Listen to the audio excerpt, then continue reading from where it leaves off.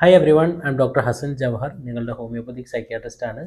ഇന്ന് നമ്മൾ സംസാരിക്കാൻ പോകുന്നത് ആർട്ട് ഓഫ് ലിസണിങ്ങിനെ പറ്റിയാണ്. അതിൻ്റെ ഒരു ഭാഗമാണ് എംപതി, അതിൻ്റെ ഭാഗമാണ് കൈൻഡ്നെസ്, അതിൻ്റെ ഭാഗമാണ് നമുക്ക് മറ്റൊരാളെ മനസ്സിലാക്കാനുള്ള കഴിവ്. അതിനെപ്പറ്റിയാണ് ഇന്ന് ഞാൻ നിങ്ങളോട് സംസാരിക്കാൻ പോകുന്നത്. ഈ ആർട്ട് ഓഫ് ലിസണിങ്ങിനെ പറ്റി സംസാരിക്കുമ്പോൾ ഇന്നത്തെ ലോകം ഭയങ്കര പ്രധാനമാണ്. ഇന്നത്തെ ലോകം ഭയങ്കര ഫാസ്റ്റാണ് അല്ലേ? ആർക്കും ഒന്നിനും സമയമല്ല. കാരണം ഈ ലോകത്തുള്ള എല്ലാ നല്ല കാര്യങ്ങളും നമുക്കൊക്കെ ആസ്വദിക്കണം എന്ന് ആഗ്രഹമുണ്ട്. പക്ഷെ അതെല്ലാം കൂടി ആസ്വദിച്ച് എത്തുമോ എന്നുള്ളത് ഇപ്പോൾ എൻ്റെ സംശയം. എല്ലാം കൂടി എങ്ങനെ തീരും? ഈ 10-60 വയസ്സിൻ്റെ ആയുസിൻ്റെ ഉള്ളിൽ ഇതെല്ലാം തീർന്ന് കിട്ടണ്ടേ? അപ്പോൾ അവിടെയാണ് ഇതിൻ്റെ കൂട്ടത്തിൽ സമയമില്ലാത്ത ഈ ലോകത്ത് നമ്മൾ ഓടിക്കൊണ്ടിരിക്കുന്നതിൻ്റെ ഇടയിലാണ് നമ്മളോട് പലരും പറയാതെ പറയുന്നത്, എന്നെ ഒന്ന് കേൾക്കുമോ? അങ്ങനെ നമ്മളോട് ചോദിച്ചു കൊണ്ടിരിക്കുന്ന ആളോട്, അല്ലെങ്കിൽ നമ്മൾക്ക് ആരോടെങ്കിലും എന്തെങ്കിലും ഷെയർ ചെയ്യാനുണ്ട് എന്ന് തോന്നുന്ന അവസരത്തിൽ നമ്മൾ നമ്മളുടെ ഫ്രണ്ടിനോടോ പാർട്ട്ണറോടോ നമ്മളുടെ കുടുംബത്തിനോടോ നമ്മളുടെ അമ്മയോടോ അച്ഛനോടോ ആരോടെങ്കിലും പോയിട്ട് എനിക്കിത് സംസാരിക്കാനുണ്ട് എന്ന് പറയുമ്പോൾ, നീ ഒന്ന് പോഴേ, അതൊന്നും ഇത്ര വലിയൊരു പ്രശ്നമല്ല എന്ന് പറയുന്ന സ്ഥിരം ഡയലോഗുകളാണ് നമ്മൾ കേൾക്കാറുള്ളത്. പക്ഷെ അതിന് പകരം നമ്മളെ കേട്ട് തരുമോ എന്ന് ആർജിച്ചുകൊണ്ടിരിക്കുന്നൊരു മനസ്സ് എല്ലാവരുടെ ഉള്ളിലും ഉണ്ട്. ഒരാൾ നമ്മളോട് സംസാരിക്കുന്ന സമയത്ത് അയാൾ അനുഭവിച്ച വേദന എന്താണ് എന്ന് നിങ്ങൾ തിരിച്ചറിയണം എന്നാണ് ആഗ്രഹിക്കുന്നത്. അത് കേൾക്കുന്ന ആൾ തിരിച്ചറിഞ്ഞു എന്നവർക്ക് ബോധ്യം വന്നു കഴിഞ്ഞാൽ അവർ പറച്ചിൽ നിർത്തും, അല്ലെങ്കിൽ അവർക്ക് പറയാൻ പിന്നെ ഒന്നും ഉണ്ടാവില്ല. ചില കാര്യങ്ങളൊക്കെ അങ്ങനെയാണ്. ഇപ്പം വളരെ അടുത്ത നമ്മളുടെ പാർട്ട്നേഴ്സ് ആണെങ്കിൽ പറയാതെ തന്നെ ഈ കാര്യങ്ങൾ അവർക്ക് മനസ്സിലാവും. അതോടുകൂടി നമുക്ക് പിന്നെ പറയാനൊന്നുമില്ല, എന്നെ എൻ്റെ പാർട്ട്ണർ മനസ്സിലാക്കിയിട്ടുണ്ട് എന്നുള്ള ഫീൽ ഉണ്ടായാൽ പിന്നെ അവിടെ പറയേണ്ട ആവശ്യമില്ല. എന്നാൽ പലപ്പോഴും അങ്ങനെ മനസ്സിലാക്കാത്ത അവസ്ഥകൾ വരുമ്പോഴാണ് ഞങ്ങൾ അവിടെ വരേണ്ടി വരുന്നത്. ഒരു സൈക്കോളജിസ്റ്റോ ഒരു സൈക്യാട്രിസ്റ്റോ ഒക്കെ ആ സീനിലേക്ക് കടന്നു വരേണ്ടി വരുന്നത് ഇത്തരം സംസാരങ്ങൾ പൂർണ്ണമാകാതാവുമ്പോഴാണ്.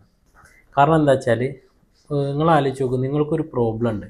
ആ പ്രോബ്ലം നടന്നു കഴിഞ്ഞതാണ്, പാസ്റ്റിലാണ്. ആ പാസ്റ്റിനെ പറ്റിയാണ് നമുക്ക് നമ്മളുടെ പാർട്ട്ണറോടോ അല്ലെങ്കിൽ നമുക്ക് ഇഷ്ടപ്പെട്ട ആളോടോ അല്ലെങ്കിൽ നമ്മളുടെ പാരൻസിനോടോ പറയാനുള്ളത്. അവിടെ എന്താണ് നമുക്ക് ചെയ്യാനുള്ളത്? ആക്ച്വലി പാസ്റ്റിൽ കഴിഞ്ഞു പോയ ഒരു കാര്യത്തെപ്പറ്റി ഒന്നും ചെയ്യാനില്ല. നമുക്കത് അവരെ ഒന്ന് അറിയിക്കണം, അതൊരു കുഴപ്പമാണോ കുഴപ്പമല്ലേ എന്ന് അറിയണം. അതിലടുത്ത് എന്തെങ്കിലും ആക്ഷൻ എടുക്കണോ വേണ്ടയോ എന്ന് തിരിച്ചറിയണം. ഈ 3 പോയിൻ്റേ അവിടെ ഉള്ളൂ.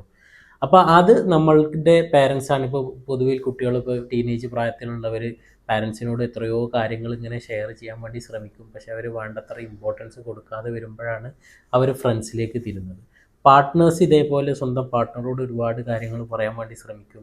അത് പാർട്ട്ണർ വേണ്ടത്ര ഇമ്പോർട്ടൻസോട് കൂടി കേൾക്കാൻ തയ്യാറാവാതിരിക്കുമ്പോഴാണ് ഒന്നെങ്കിൽ അത് മറ്റൊരു റിലേഷൻഷിപ്പിലേക്കോ അല്ലെങ്കിൽ അതൊരു ഡോക്ടറെ അടുത്തൊക്കെ എത്തിപ്പെടുന്നത്. അത് നമ്മളൊന്ന് ശ്രദ്ധിക്കുകയാണെങ്കിൽ നമുക്ക് ഒരുപാട് മെൻ്റൽ ഹെൽത്തിൽ ചേഞ്ച് കൊണ്ടുവരാൻ സാധിക്കും. കാരണം നിങ്ങൾക്കറിയോ, ഒരു ഡിസ്സാറ്റിസ്ഫൈഡ് ആയിട്ടുള്ള മൈൻഡാണ് ഏതൊരു മാനസിക രോഗത്തിൻ്റെയും അടിസ്ഥാനം. അപ്പോൾ അങ്ങനെ വരുമ്പോൾ നിങ്ങൾക്ക് മനസ്സിലാവും, ശരിക്കും ആളുകളെ നമ്മൾ ശരിയായ രൂപത്തിൽ കേൾക്കാൻ തയ്യാറായാൽ തന്നെ അവരുടെ അസുഖം അല്ലെങ്കിൽ അവരുടെ മനോനില ഏറ്റവും സുഖകരമായൊരവസ്ഥയിലെത്തും. നമ്മളതിന് ഒരു ഉപദേശം കൊടുക്കേണ്ട ആവശ്യം പോലും പലപ്പോഴും ഇല്ല. നമ്മൾ കേൾക്കുന്ന ആൾ നല്ലൊരു നാവിഗേറ്റർ ആയിരിക്കണം. നമ്മൾ എന്തും ഏതും കേട്ട് കൊടുത്തുകൊണ്ടിരുന്നാൽ നമുക്ക് ഒരിക്കലും നമ്മളുടെ മാറ്റർ തീരൂല. നമ്മൾ എന്താണ് കേൾക്കേണ്ടത്, ആൾ പറയുന്ന പ്രോബ്ലം എന്താണ് എന്ന് ഐഡൻറ്റിഫൈ ചെയ്യാൻ എത്ര പെട്ടെന്ന് പറ്റുന്നോ അത്ര പെട്ടെന്ന് നമുക്ക് പ്രോബ്ലം സോൾവ് ചെയ്യാൻ പറ്റും. അപ്പം ഇങ്ങനെ നാവിഗേറ്റ് ചെയ്ത് അവർക്ക് പറയാനുള്ളത് പറഞ്ഞു എന്ന് വരുത്തുകയും അവരുടെ അടുത്ത് നിന്ന് കേൾക്കാനുള്ളത് നമ്മൾ കേട്ടു എന്ന് മനസ്സിലാക്കുകയും ചെയ്താൽ തന്നെ പ്രോബ്ലം സോൾവായി. ബാക്കിയുള്ളത് പിന്നെ നമുക്ക് വളരെ ഈസിയാണ്. അതിൽ ചിലപ്പോൾ മെഡിസിൻസ് ആവശ്യം വരും. ആ മെഡിസിൻസിനെ നമുക്ക് ഹോമിയോപ്പതിയിലൂടെ ഈസി ആയിട്ട് ട്രീറ്റ് ചെയ്യാൻ പറ്റും. സൈഡ് ഇഫക്റ്റ് ഇല്ലാതെ യൂസ്ഫുള്ളായ രൂപത്തിൽ ഒരിക്കലും ഒരു മെഡിസിൻ അടിമപ്പെടാതെ നമുക്ക് മുന്നോട്ട് പോകാൻ സാധിക്കും.